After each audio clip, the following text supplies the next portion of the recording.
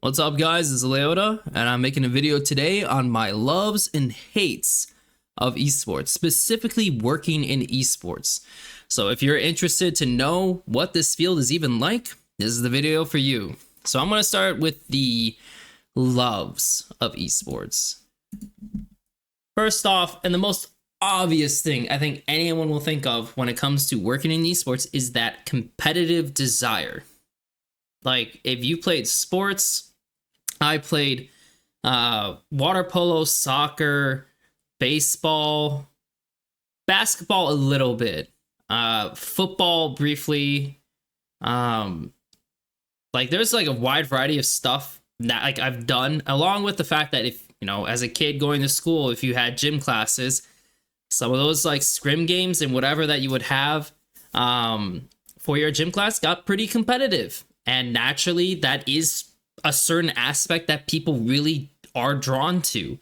And naturally, maybe you're just not physically strong enough, fast enough, whatever, to really compete at the higher levels, or whatever that may be. Or maybe you just don't care about, like sports in general, but you have that drive, that desire in you. And so esports kind of takes over from there. Like, that esports is that alternative. Naturally, because you can kind of just do it from wherever you are for the most part, in terms of practicing, as long as you have an outlet and like a monitor or whatever, whatever output device you can have, then you're kind of good to go. And for me, coming from the sports background, doing like schoolwork, aiming to be a teacher, it's not bad, but I still played games all the time during my free time, and that is kind of like how I met some of those like desires once of like doing something competitive. It just so happened that I was good enough to be in the top 1% for like League of Legends, and though I was not good enough to be a pro player, I knew how to navigate and kind of do my thing to make it as a staff member. And once you're on a team and you just have that goal with each other to win, to get better, all this kind of stuff. It's really hard to describe, but it just feels really good. I don't know what to say. It honestly, it just hits that certain tick that that you just want to be better, and you can clearly see yourself getting better or worse because you literally have a win-loss. It's not like, as someone working on the competitive side, that you're looking at the gross profits or whatever, the revenue for the team. That's not something you're actually as interested in. Like, you're just interested on getting better, becoming a better team, working better together, whatever like means you can think of and like that you can find, especially like being creative with different ways to get the guys to become better friends, or getting them to synergize better to, oh, like, look at this like champ, and like you make these things, and then like you can see literally like whatever you showed them being done on stage and being successful. That's a really great feeling. It really is. And of course, winning is a great feeling, and losing is a terrible feeling, but the fact that you get so much emotion built from the job, it's nice. I can't imagine myself having the same level of emotions with other jobs I might possibly have to do compared to this one. So I think that's the reason why people who get into esports or like professional sports, whatever, kind of try to stick into it as long as they can, because it just, there's not quite anything like it. The second thing that I love, developing players and people. There's no mistake that I went into being a teacher, like graduating with a teaching degree, license.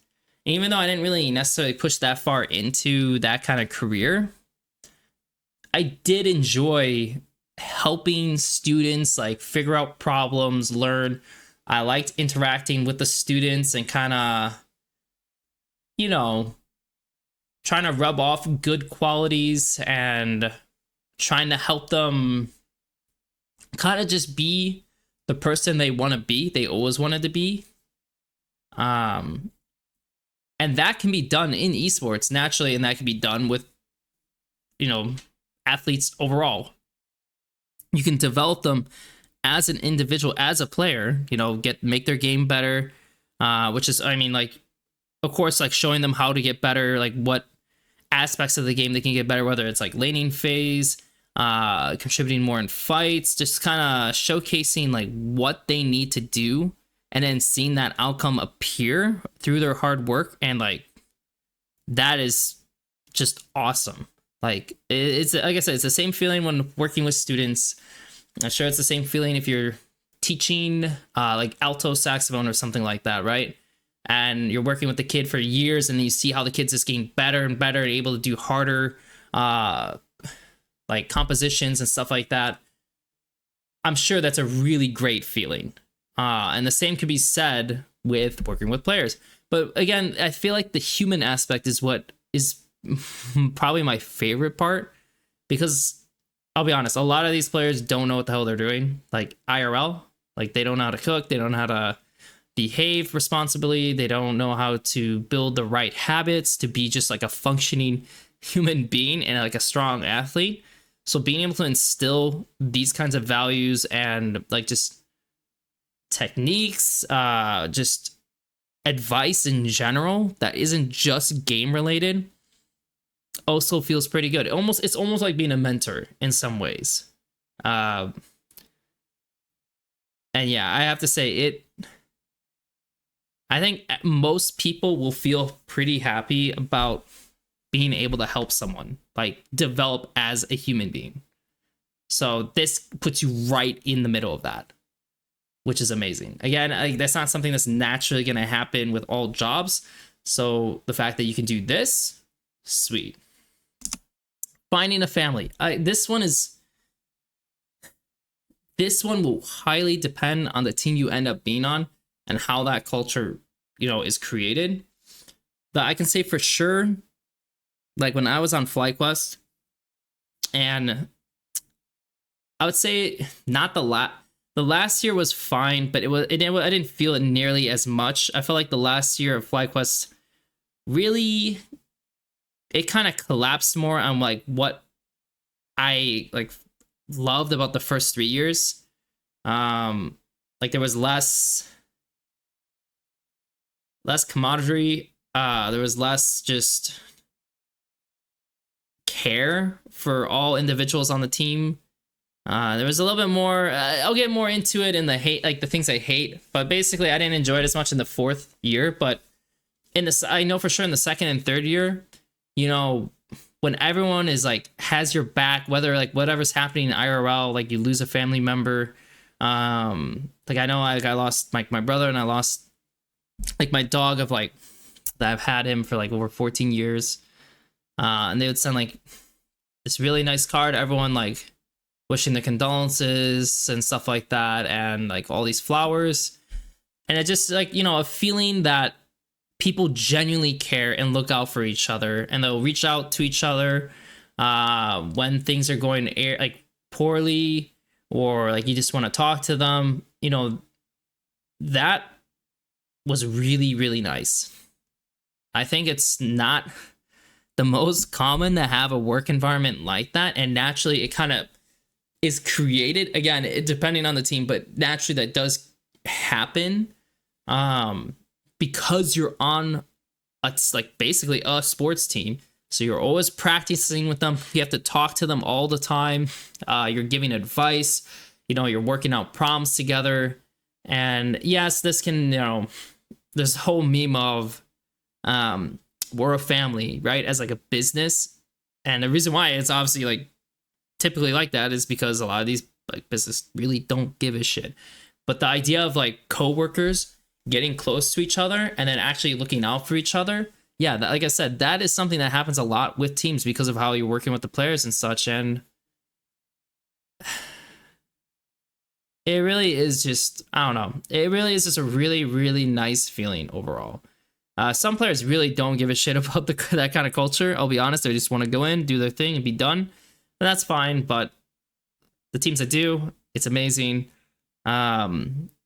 Especially like some players or whatever don't really have anything like that in the first place. So it's a really nice like kind of void that gets filled.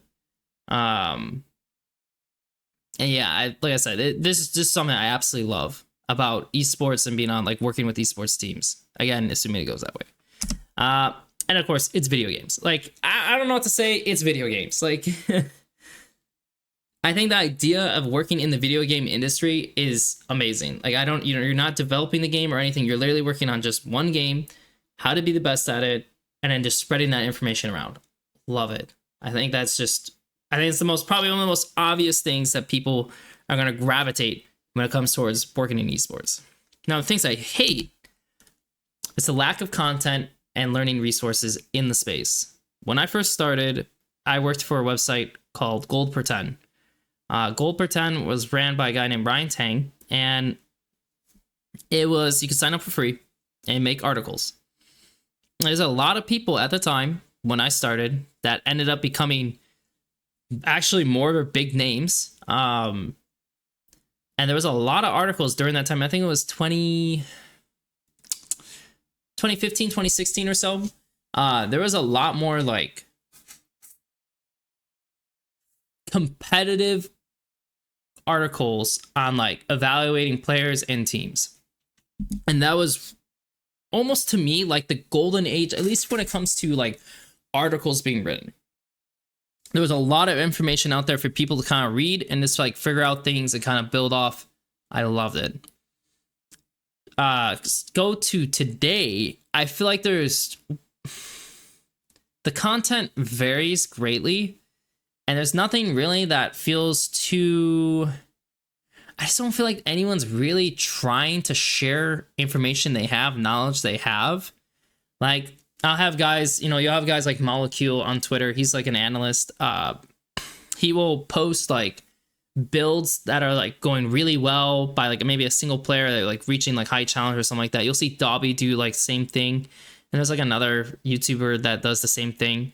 And so like that's one way to spread like, information on just the game itself, which is awesome.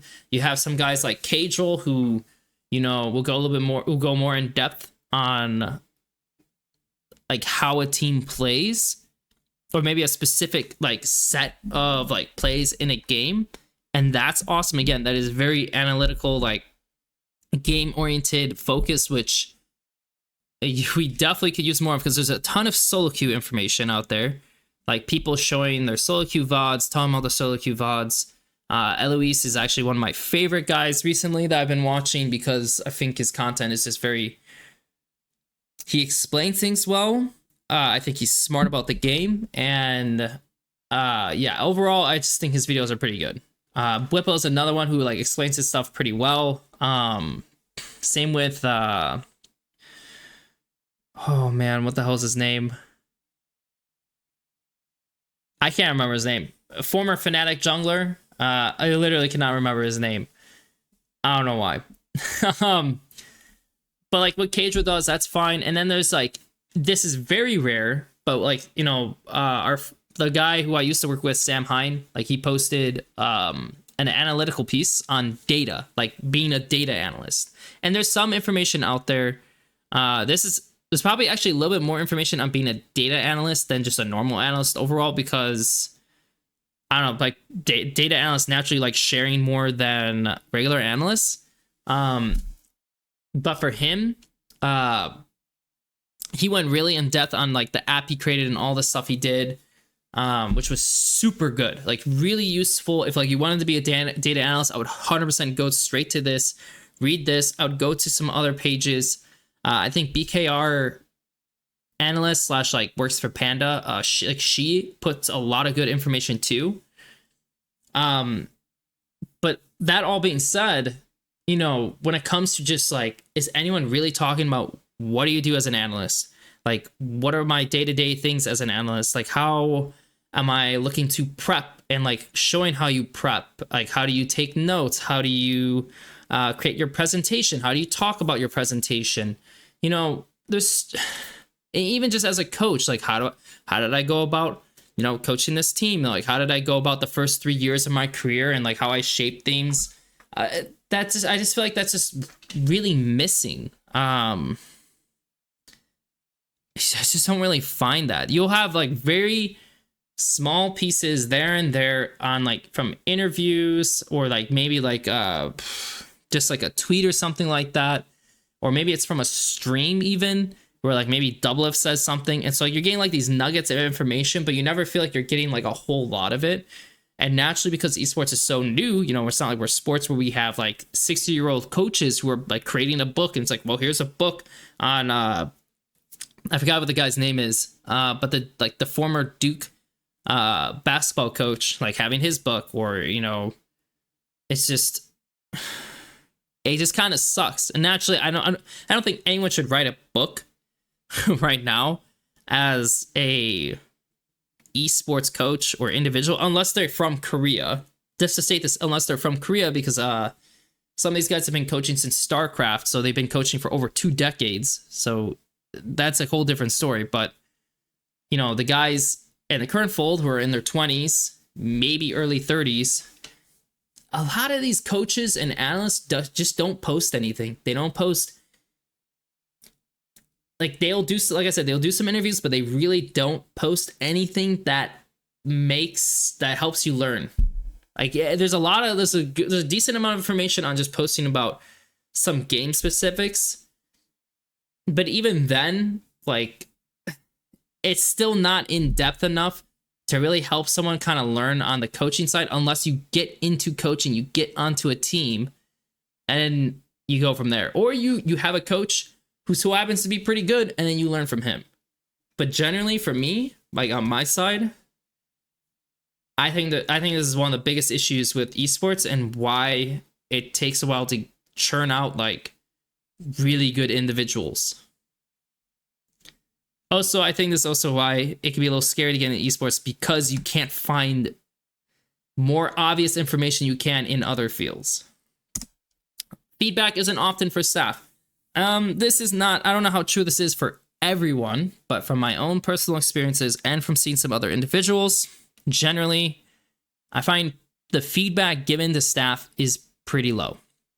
For coaches, specifically for analysts, you know, the way you create the presentation, present it, you know, the words you use, just the layout, like just very specific things. I feel like just not enough feedback is given. And then even going into just like teaching you the game, you know, like teaching you like some certain aspects, like, hey man, I'm going to teach you like how this really works. And then we'll go from there. It feels like a very like, just, you got to learn as you go, and that's it. Like, I would really love if there is, again, this is also especially for coaches gave better active feedback to analysts, to position coaches, to whoever, instead of just saying, I don't like this, like this, like nothing feels too useful in the end.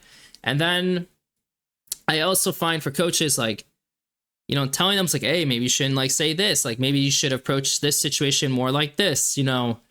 I feel like that could be more apparent as well. And to teams that do have this in place, where the feedback chain is actually good and goes full circle with everyone, I think all those people benefit so much. But generally, I feel like this just doesn't happen enough. Again, from my own personal experience, and then just what I know from other people working in the scene, this could be way better. And I think this also slows the growth of esports because people aren't doing this. I tried doing this more my last year on FlyQuest when I was put in a position to in a position where I would be doing this, you know, like, oh, I'm above this person per se. I've done this job before. I can give advice and help out so they can make better, like, you know, a better product to present or show. And honestly, it helps a ton. Having that second perspective helps a ton.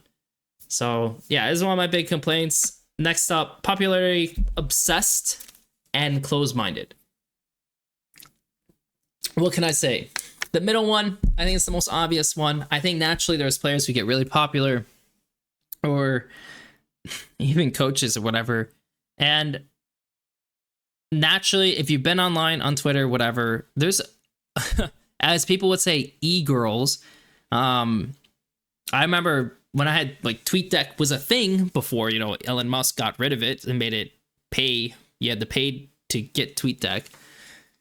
You would see constant likes of girls on Twitter, and this would be during scrims even and stuff like that. And some guys like literally only focused on that versus like actually being better at the game and things like that.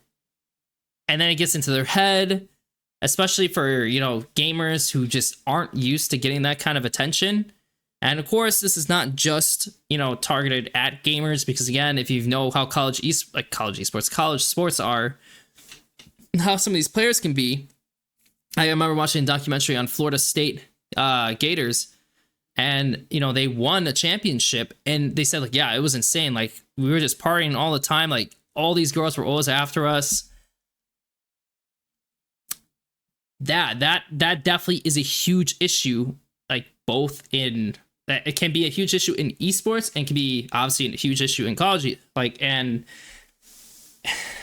I hate that. Like, I really wish, you know, if the player can balance it somehow and be very responsible with their play, their practice and everything, and still do that, okay, cool, I guess. But typically that's not the case, and it just kind of ruins everything. So I hate that part. Being very, like, and this is also directed towards staff, not just players, being very focused on showing yourself in the right light, on Twitter, not really taking responsibility, always saying like the popular thing, and just, I don't know. I've seen coaches who just, they only focus on that kind of stuff, and it's really lame. I've seen managers who've done that, like, they just post and post and they don't do anything on the team. They just, that's like all they do. Like, I've, like, there's plenty, honestly, there's probably plenty of staff members I know of from past that would show up to work, just do some quick stuff, and then they're just posting on Twitter and then just doing all this other stuff. And they also would say like, oh, I've done so much for this team, and like I've worked so hard, and they didn't do anything. I hate that. I absolutely hate that. That can work in a less driven job per se, but I feel like specifically for esports, like, seeing as how we all want to win a goddamn championship and stuff like that, it's really annoying. And don't get me wrong, there's a huge this is a huge difference between, like I said, doing your job, like doing it right, and then also having like a focus on growing your socials. That is not the same. Like, these are not the same things. I'm talking about people who literally do not do their job, and they do this social shit, and they take credit online while not doing anything. Hate it. And then of course, right versus wrong, you know, this is pretty apparent. Whether it's just a player being very closed-minded, biased towards a situation, and they don't try to see the other light, and then it just becomes a huge, like, 1 hour plus like argument that leads nowhere, or possibly, you know, it's just a staff member who always wants to be right, never wants to be wrong, and takes no responsibility over it. I hate that as well. Like, it happens too much, and when it does happen, I don't know, it's just a huge waste of time, and it's just like talking to a block, like a wall. So naturally, you know, anything that stifles growth or slows growth while on a team that's trying to push for wins and things like that, not good. Next, now keep in mind, this right picture is definitely not accurate, but staff leaders acting like players. So because there are players that rise up and become coaches, it's not the same. Honestly, it's really not the same as sports, because a lot of times, to me, in sports, these individuals have played in their specific game for a while. Like, because again, if you're in sports, typically you start probably when you're like 10, 15 even. And so by the time they're being a coach, like they've been on a team for so long. And a lot of these guys actually have like some leadership skills too. So they act more like an adult. But because like a lot of these like coaches are kind of young and such, honestly, they're just acting like players. Like the way they talk will be kind of like a player. The way they kind of go about and like being almost like, I don't want to say buddy. I don't know if buddy's the right way to describe it, but naturally as a coach, you can have like, you know, a close relationship with a player, you know, being their mentor, you know, depending on your age or like how things grow, like being their friends per se. But I feel like players try, like some coaches, some staff try to be a little bit too friendly, like too much like almost like a teammate per se, which kind of makes the power dynamic weird and odd and also bad at times. And of course, partying with players is a huge no-no to me, unless like this is the case if you celebrating like a championship or something like that. I personally believe that you should not be going out with your like 20, 21-year-old players and like getting drinks and going to these like whatever parties, like I said. And it's just like that is not a good reflection and like role model to me. And there's in the early ages of esports, this was a huge issue. And even now, I know it for sure still comes up. Though I do think naturally, again, since when I first started, where it was a huge issue to where it is now, and it's a little bit less of an issue, but like if you're in the ERLs or whatever, that definitely is for sure apparent. A little bit more in the, like the LEC, LCS, I think it's less apparent, especially because a lot of these guys have gotten older. And naturally, when you get older, you're probably going to realize this is kind of stupid to do, right? Actually, for me, I didn't really care about partying or anything like that in the first place, so I had zero interest in doing that in the first, like, anyways. But people who do this hate it, don't care about them at all once they start doing it, and I don't think they're gonna really be successful at all. So don't like those people.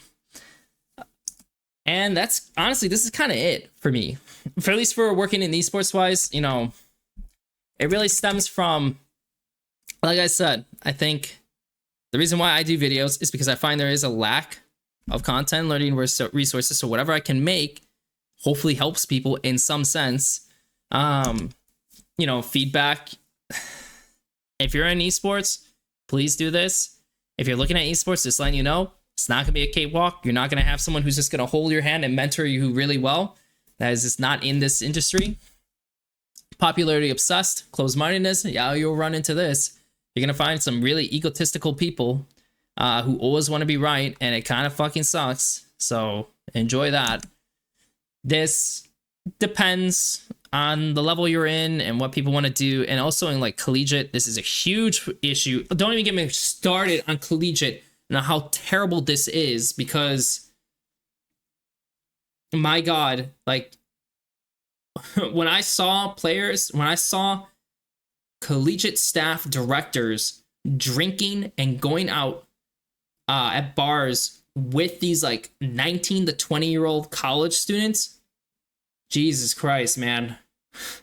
I don't know what to say. I've never seen that before. I never want to see that again. So that really put me off. So if that puts you off and you see that, yeah, that might suck. On the upside though, like I said, you have that competitive drive. Esports definitely has that. 100%. It's really fucking awesome. Developing players and people, honestly, if you really do like helping people and you do like video games, this kind of goes hand in hand. Finding a family, you need to be in a position where you can actually influence this more. But if you are able to make this kind of culture, you will really love this kind of job. You really will. And of course, like I said, it's video games. So that's the video. Thanks for watching, guys. Make sure to like and subscribe. Until next time.